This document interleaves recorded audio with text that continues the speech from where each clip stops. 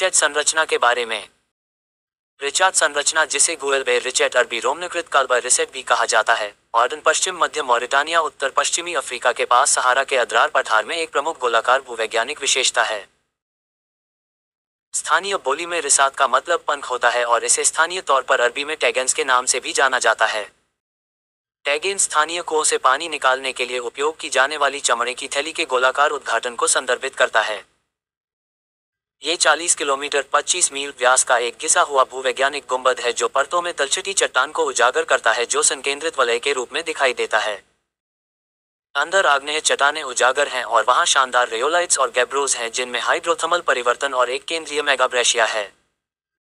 ये संरचना एचिलियन पुरातात्विक कलाकृतियों के असाधारण संचय का स्थान भी है। इसे अंतर्राष्ट्रीय भूवैज्ञानिक विज्ञान संघ IUGS द्वारा उच्चतम वैज्ञानिक मूल्य के रूप में पहचाने गए पहले 100 भूवैज्ञानिक विरासत स्थलों में से एक के रूप में चुना गया था। विवरण। रिचार्ड संरचना 40 किलोमीटर 25 मील के व्यास के साथ एक गहरा घिसा हुआ थोड़ा अंडाकार गुंबद है। इस गुंबद में उजागर तलछटी चट्टान गुंबद के केंद्र के भीतर लेट प्रोटेरोजोइक से लेकर इसके किनारों के आसपास ऑर्डोविशियन बलुआ पत्थर तक की है। इस संरचना को बनाने वाली तलछटी चट्टानें 10-20 डिग्री पर बाहर की ओर झुकती हैं। क्वार्ट्जाइट की प्रतिरोधी परतों के विभेदक क्षरण ने उच्च राहत गोलाकार क्यूस्टास का निर्माण किया है।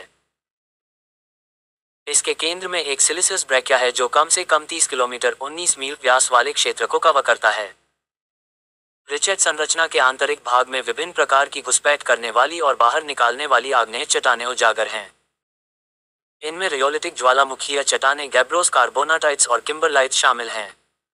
रियोलिटिक चट्टानों में लावा प्रवाह और जलतापीय रूप से परिवर्तित टिफेसियस चट्टानें शामिल हैं जो दो अलग अलग विस्फोट केंद्रों का हिस्सा हैं जिन्हें 2 मास के नष्ट हुए अवशेष माना जाता है।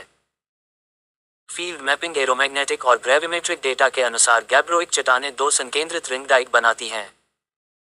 आंतरिक रिंग डाइक रिचार्ड संरचना के केंद्र से 3 किलोमीटर की चौड़ाई में लगभग 30 मीटर है। बाहरी रिंग बांध संरचना के केंद्र से 8 किलोमीटर की चौड़ाई में लगभग 70 मीटर है। संरचना के भीतर 32 कार्बोनाइट डाइक और सिल्स का मानचित्रण किया गया है। बांध आमतौर पर लगभग 300 मीटर लंबे और आमतौर पर 1 से 4 मीटर चौड़े होते हैं। इनमें बड़े पैमाने पर कार्बोनेटाइट होते हैं जो अधिकतर पुटिकाओं से रहित होते हैं। कार्बोनाइट चट्टानों को 94 से 104 मिलियन वर्ष पहले ठंडा होने की तिथि बताई गई है। संरचना के उत्तरी भाग के भीतर एक किम्बरलिटिक प्लग और कई सिल्स पाए गए हैं। किम्बरलाइट प्लग लगभग 99 मिलियन वर्ष पुराना बताया गया है। इन घुसपैठी आग्नेय चट्टानों की व्याख्या एक बड़े क्षारीय आग्नेय घुसपैठ की उपस्थिति के संकेत के रूप में की जाती है जो वर्तमान में संरचना का आधार है और ऊपर की चट्टान को ऊपर उठाकर बनाई गई थी। रेयोलाइट्स और गैब्रोस का व्यापक हाइड्रोथर्मल परिवर्तन और हाइड्रोथर्मल विघटन और पतन द्वारा निर्मित एक केंद्रीय मेगाब्रेशिया। सिलिसियस मेगाब्रेशिया अपने केंद्र में कम से कम 40 मीटर मोटा है और इसके किनारों पर केवल कुछ मीटर मोटा है।